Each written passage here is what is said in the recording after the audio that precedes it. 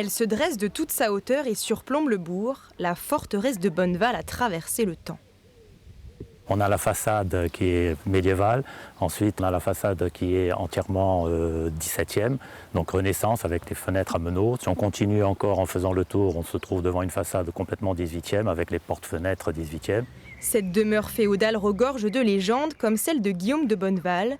Excommunié, il part en croisade. À son retour, il obtient le pardon du pape et invite l'évêque et sa suite à partager un banquet. Et pendant ce repas, il y a 2 caisses qui arrivent. Et dans ces 2 caisses, une fois ouvertes, se précipitent 2 lions sur toute la foule.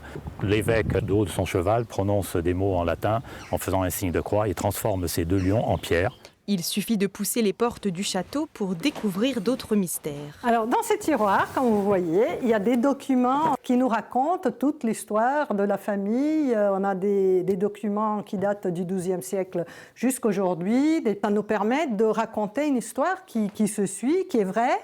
Et mettre des noms, des dates, tout ça est très important. 7 siècles d'archives marquées par des personnages de caractère, comme Claude-Alexandre de Bonneval, plus connu sous le nom du Pacha à 3 queues. Il était difficile à maîtriser, on va dire. Mais c'était un personnage hyper doué, hyper fin militaire, stratège, très conscient de sa valeur. Des talents qui vont lui porter préjudice. Il a dû fuir la France et après il a servi l'empereur et après ça s'est gâté et c'est pour ça qu'il a été à l'Empire ottoman jusqu'à devenir Pacha à 3 queues. C'est comme en général 3 étoiles à l'époque.